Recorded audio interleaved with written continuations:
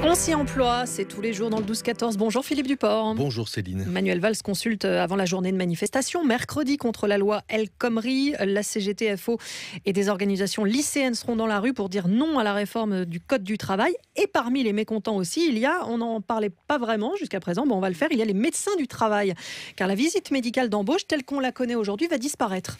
Oui, aujourd'hui, quand on signe un contrat de travail, on est en principe reçu par un médecin du travail qui vous déclare apte. D'ailleurs, ça se produit le plus souvent dans ce sens-là.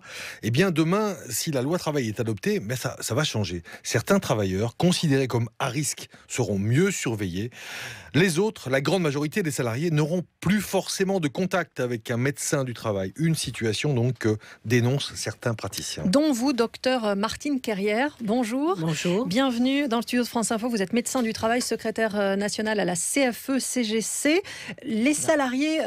Non, vous voulez rectifier ? Si, c'est bien ça.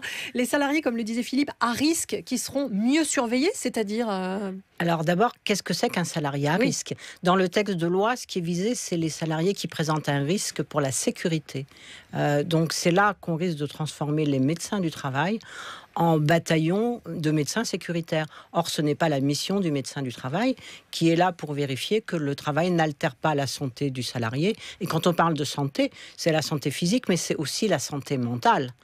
Et ça veut dire que vous refuseriez de faire ces certificats d'aptitude a priori, c'est ça, pour savoir si un salarié est capable d'exercer telle ou telle responsabilité, mais est-ce que ça n'éviterait quand même pas quelques catastrophes ? Alors, on ne va pas refuser de le faire puisque ça risque d'être notre mission.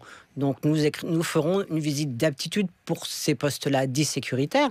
Mais la problématique particulière, c'est que l'ensemble du reste de la population qui n'a pas un risque qu'on va appeler un risque dur n'aura plus accès aux médecins du travail. Alors, on n'aura plus accès. Il faut vraiment s'arrêter là-dessus. C'est-à-dire, quand on va prendre un nouveau poste, déjà être embauché, à l'embauche, on n'aura plus forcément, d'après vous, d'après ce texte de loi, on n'aura plus forcément contact avec le médecin du travail. À l'embauche, il y a prévu dans son texte de loi une visite d'information et de prévention qui sera faite soit par un médecin, soit par un infirmier.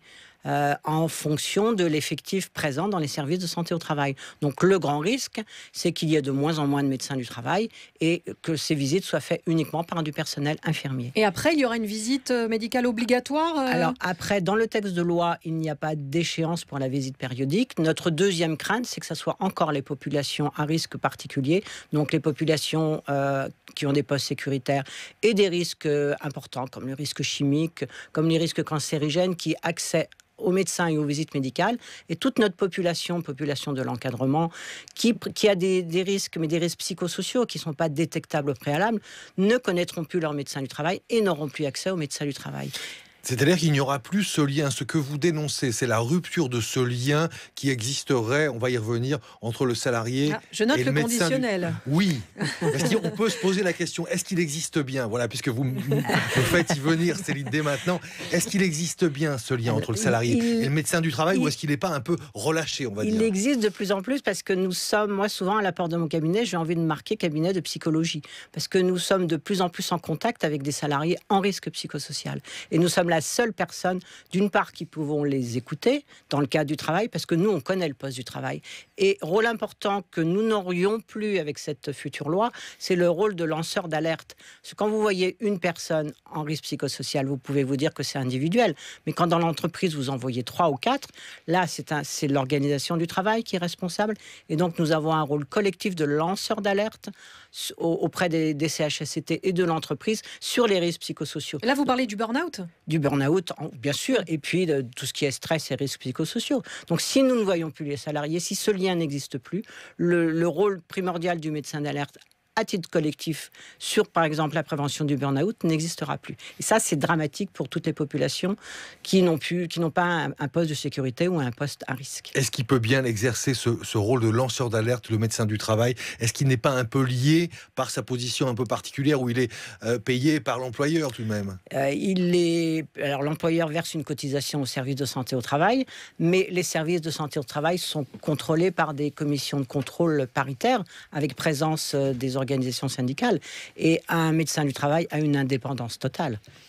Qui vous voyez? Quelles sont les demandes qui vous sont faites? Vous êtes médecin du travail dans une association, je crois, c'est ça? Dans une association de santé au travail. Qu'est-ce qu'ils vous disent, les salariés? Qu'est-ce qui remonte du terrain? Comment vous pouvez agir? Il remonte du terrain que le travail est de plus en plus dur, que les horaires de travail débordent, que les salariés sont attachés à leurs outils de travail à domicile.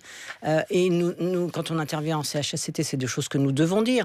Avec notre côté médical, on a, même si on est lié au secret, collectivement, on connaît l'état de santé des populations, on connaît les prises de médicaments, on connaît les risques d'addictologie. Tout ça, ce sont des choses qu'on fait remonter en CHSCT. Et vous craignez de ne plus pouvoir le faire demain si la loi travail passe? on ne voit plus les salariés, on ne pourra plus les voir. On ne pourra plus le faire, effectivement. Et vous serez dans la rue mercredi?